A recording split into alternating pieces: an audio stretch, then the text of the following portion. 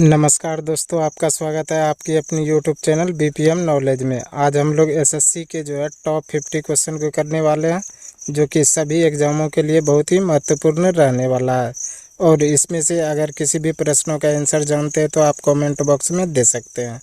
तो चलिए आज का वीडियो शुरू करते हैं। आज का पहला क्वेश्चन है, भारतीय संविधान में निम्नलिखित में से किस वर्ष में संविधान सभा के सदस्यों द्वारा हस्ताक्षरित किए गए थे? भारतीय संविधान में निम्नलिखित में से किस वर्ष में संविधान सभा के सदस्यों द्वारा हस्ताक्षरित किए गए थे? तो ये किए गए थे 1950 में। इसका राइट आंसर ऑप्शन डी हो जाएगा। 1950 ईस्वी में भारतीय संविधान में संविधान सभा के सदस्यों द्वारा हस्ताक्षरित किए गए थे। चलिए अगला क्वेश्चन देख लेते हैं। अगला क्वेश्चन है, निम्नलिखित में से कौन सा युग सबसे पुराना है? निम्नलिखित में से कौन सा युग सबसे पुराना है? तो यह आर्कियन। इसका राइट आंसर ऑप्शन बी हो जाएगा। आर्कियन यह सबसे पुराना युग है। चलिए अगला क्वेश्चन देख लेते हैं। अगला क्वेश्चन है, ध्वनि तरंग किसका एक उदाहरण है? ध्वनि तरंग किसका एक उदाहरण है? तो यह अनुदैर्घ्य तरंग का। इसका राइट आंसर ऑप्शन बी हो जाएगा। अनुदैर्घ्य तरंग का उदाहरण कौन सा है? तो ध्वनि तरंग है। चलिए अगला क्वेश्चन देख लेते हैं। अगला क्वेश्चन है, ट्रांस हिमालय निम्नलिखित में से किस पर्वत श्रृंखला में आता है? ट्रांस हिमालय निम्नलिखित में से किस पर्वत श्रृंखला में आता है? तो ये आता है जस्कर श्रेणी में। इसका राइट आंसर ऑप्शन सी हो जाएगा। जस्कर श्रेणी में ट्रांस हिमालय पर्वत श्रृंखला आता है। चलिए अगला क्वेश्चन देख लेते हैं। अगला क्वेश्चन है, श्रीरंगपट्टनम की संधि पर हस्ताक्षर कब किए गए थे? श्रीरंगपट्टनम की संधि पर हस्ताक्षर कब किए गए थे? तो ये किए गए थे 1792 ईस्वी में। इसका राइट आंसर ऑप्शन बी हो जाएगा। 1792 ईस्वी में श्रीरंगपट्टनम की संधि पर हस्ताक्षर किए गए थे। चलिए अगला क्वेश्चन देख लेते हैं। अगला क्वेश्चन है, पशुपति सील पर निम्नलिखित में से कौन सा जानवर नहीं दिखाया गया है? पशुपति सील पर निम्नलिखित में से कौन सा जानवर नहीं दिखाया गया है? तो ये गाय नहीं दिखाया गया है। इसका राइट आंसर ऑप्शन डी हो जाएगा। गाय पशुपति सील पर नहीं दिखाया गया है।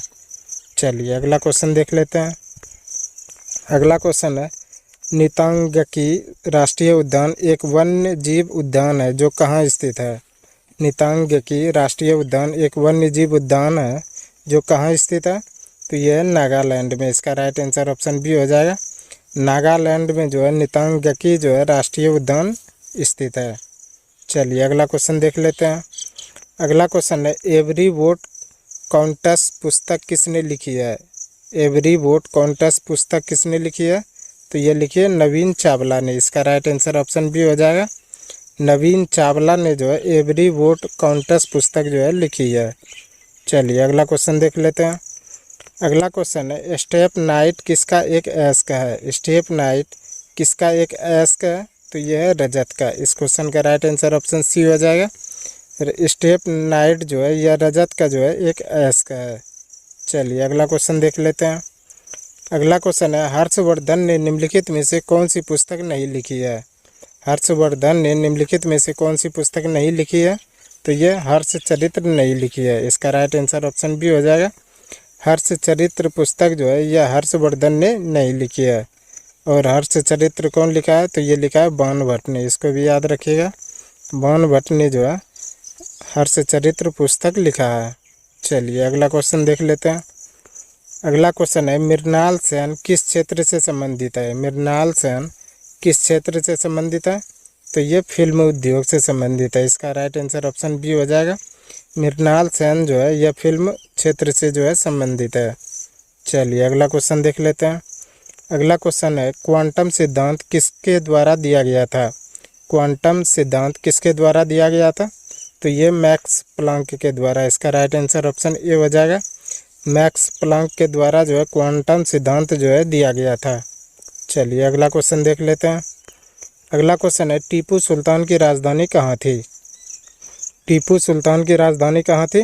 तो ये थे श्रीरंगपट्टनम। इसका राइट आंसर ऑप्शन सी हो जाएगा। श्रीरंगपट्टनम यह टीपू सुल्तान की राजधानी थी। चलिए अगला क्वेश्चन देख लेते हैं।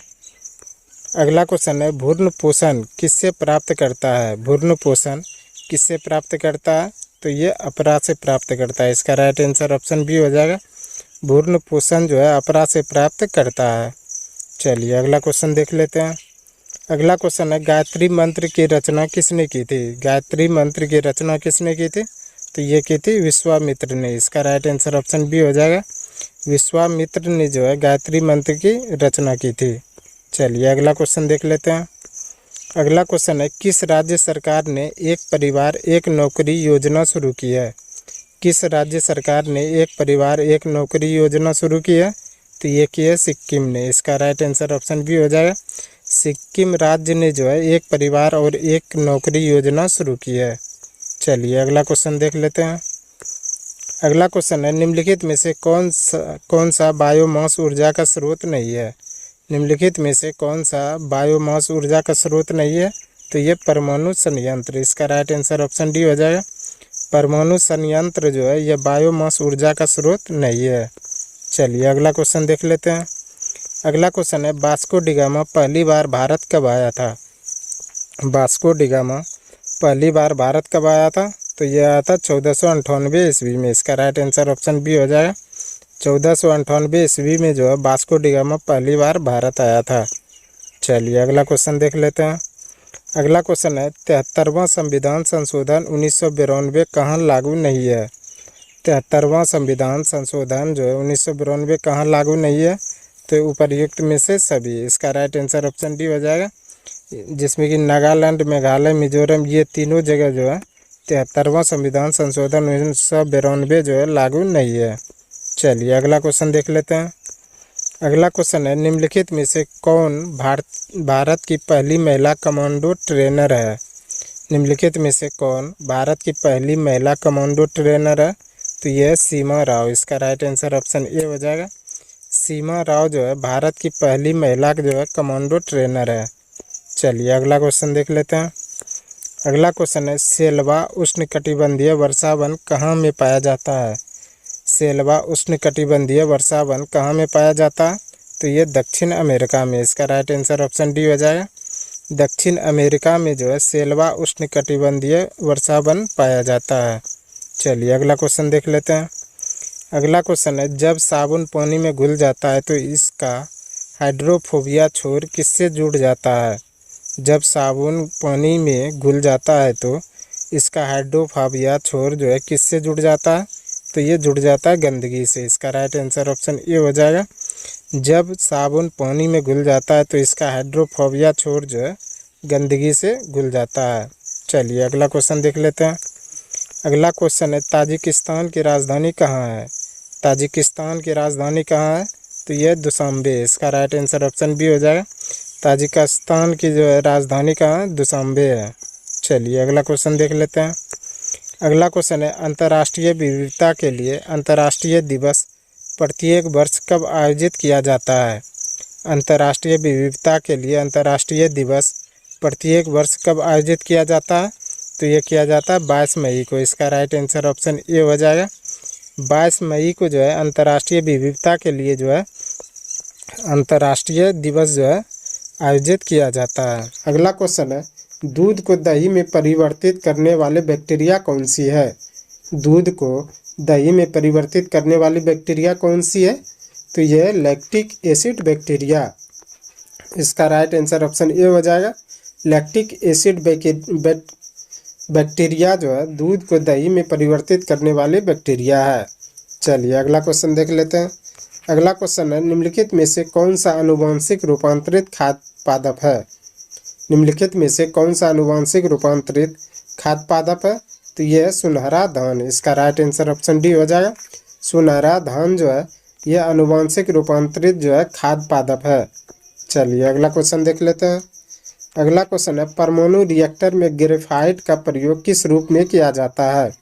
परमाणु रिएक्टर में ग्रेफाइट का प्रयोग किस रूप में किया जाता है? तो ये मंदक के रूप में। इसका राइट आंसर ऑप्शन सी हो जाएगा।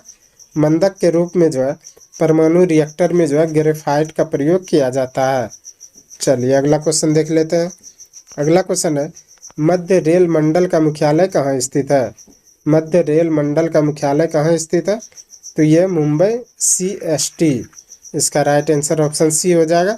मुंबई CST यानी कि छत्रपति शिवाजी टर्मिनल जो है यह मध्य रेल मंडल का मुख्यालय है। चलिए अगला क्वेश्चन देख लेते हैं। अगला क्वेश्चन है, आयरन की कमी से कौन सा रोग होता है? आयरन की कमी से कौन सा रोग होता है? तो ये होता है एनीमिया। इसका राइट आंसर ऑप्शन सी हो जाएगा। एनीमिया जो है आयरन की कमी से होने वाला रोग है। चलिए अगला क्वेश्चन देख लेते हैं। अगला क्वेश्चन है, भूमध्य रेखा निम्नलिखित में से किस देश के मध्य से नहीं गुजरती है? भूमध्य रेखा निम्नलिखित में से किस देश के मध्य से नहीं गुजरती है? तो ये भारत के मध्य से नहीं गुजरती है। इसका राइट आंसर ऑप्शन सी हो जाएगा। भूमध्य रेखा जो है भारत देश के मध्य से नहीं गुजरती है। चलिए अगला क्वेश्चन देख लेते हैं। अगला क्वेश्चन है, भाखड़ा नांगल बांध किस नदी पर बना है? भाखड़ा नांगल बांध किस नदी पर बना है? तो ये सतलज नदी पर। इसका राइट आंसर ऑप्शन बी हो जाएगा। भाखड़ा नांगल बांध जो है यह सतलज नदी पर बना है। चलिए अगला क्वेश्चन देख लेते हैं। अगला क्वेश्चन है, जोग जलप्रपात किस नदी पर स्थित है? जोग जलप्रपात किस नदी पर स्थित है? तो यह शरावती नदी पर। इसका राइट आंसर ऑप्शन डी हो जाएगा। जोग जलप्रपात जो है शरावती नदी पर स्थित है। चलिए अगला क्वेश्चन देख लेते हैं।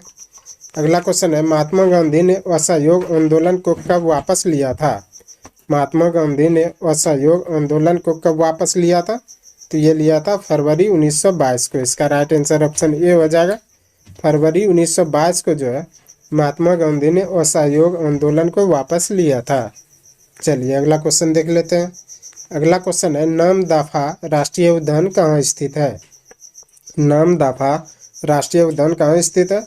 ये अरुणाचल प्रदेश में। इसका राइट आंसर ऑप्शन ए हो जाएगा। अरुणाचल प्रदेश में जो है नामदफा राष्ट्रीय उद्यान स्थित है। चलिए अगला क्वेश्चन देख लेते हैं। अगला क्वेश्चन है, नक्काशीदार कांच के लिए निम्न में से कौन सा अम्ल का उपयोग किया जाता है? नक्काशीदार कांच के लिए निम्न में से किस अम्ल का उपयोग किया जाता है?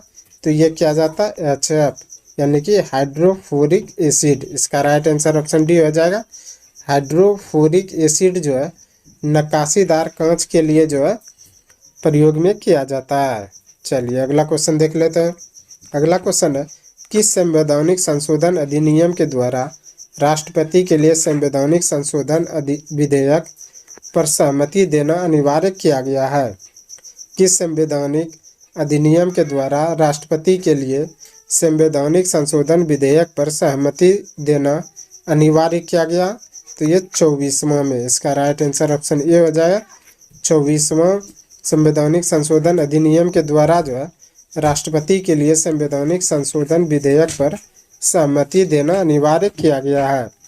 चलिए अगला क्वेश्चन देख लेते हैं। अगला क्वेश्चन है, सोन नदी का उद्गम स्थल कहाँ है? सोन नदी का उद्गम स्थल कहाँ है?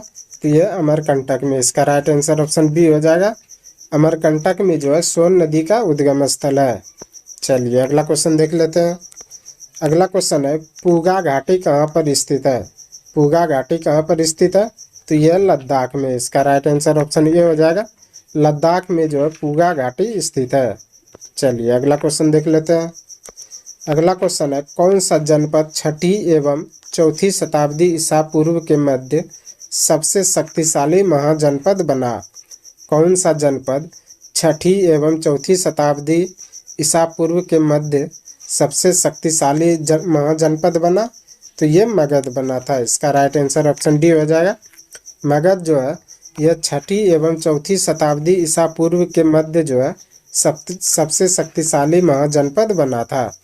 चलिए अगला क्वेश्चन देख लेते हैं। अगला क्वेश्चन है, बंगाल में अमला का अधिकारी होता था? बंगाल में अमला का अधिकारी कौन होता था? तो ये होता था जमींदार। इसका राइट आंसर ऑप्शन डी हो जाएगा। जमींदार जो है बंगाल में अमला का अधिकारी होता था। चलिए अगला क्वेश्चन देख लेते हैं। अगला क्वेश्चन है, मुर्रा किसकी एक प्रकार की नस्ल है? मुर्रा किसकी एक प्रकार की नस्ल है? तो ये भैंस की नस्ल है। इसका राइट आंसर ऑप्शन बी हो जाएगा। मुर्रा जो है भैंस की जो है एक प्रकार की नस्ल है। चलिए अगला क्वेश्चन देख लेते हैं। अगला क्वेश्चन है, 1946 में भारत आए कैबिनेट मिशन में कितने सदस्य थे? 1946 में भारत आए कैबिनेट मिशन में कितने सदस्य थे? तो 3 सदस्य थे। इसका राइट आंसर ऑप्शन बी हो जाएगा। 1946 में भारत आए कैबिनेट मिशन में जो है 3 सदस्य थे। चलिए अगला क्वेश्चन देख लेते हैं। अगला क्वेश्चन है, निम्नलिखित में से कौन सा अकबर के काल में का भूमि का वर्गीकरण नहीं है? निम्नलिखित में से कौन सा अकबर के काल का भूमि का वर्गीकरण नहीं है? तो ये जबीरा, इसका राइट आंसर ऑप्शन डी हो जाएगा। जरीबा जो है यह जो है अकबर के काल में जो है भूमि का वर्गीकरण नहीं है। चलिए अगला क्वेश्चन देख लेते हैं। अगला क्वेश्चन है, जैन धर्म का 23वां तीर्थंकर कौन था? जैन धर्म का 23वां तीर्थंकर कौन था? तो ये था पार्श्वनाथ, इसका राइट आंसर ऑप्शन सी हो जाएगा। पार्श्वनाथ जो है जैन धर्म का 23वां तीर्थंकर था। चलिए अगला क्वेश्चन देख लेते हैं। अगला क्वेश्चन है, सड़क सीमा संगठन BRO की स्थापना कब की गई थी? सड़क सीमा संगठन यानी कि BRO की स्थापना कब की गई थी? तो ये 1960 में, इसका राइट आंसर ऑप्शन बी हो जाएगा। 1960 में जो है BRO यानी कि बॉर्डर रोड ऑर्गेनाइजेशन की जो है स्थापना की गई थी। चलिए अगला क्वेश्चन देख लेते हैं। अगला क्वेश्चन है, अंकलेश्वर किस राज्य में स्थित है? अंकलेश्वर किस राज्य में स्थित है? तो ये गुजरात में, इसका राइट आंसर ऑप्शन बी हो जाएगा। गुजरात में जो है अंकलेश्वर स्थित है। चलिए अगला क्वेश्चन देख लेते हैं।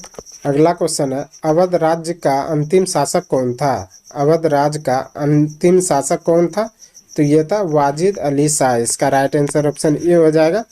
वाजिद अली शाह जो है यह अवध राज्य का अंतिम शासक था। चलिए अगला क्वेश्चन देख लेते हैं।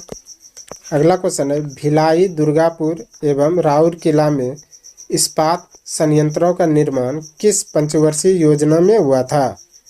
भिलाई, दुर्गापुर एवं राउरकेला में इस्पात संयंत्रों का निर्माण किस पंचवर्षीय योजना में हुआ था?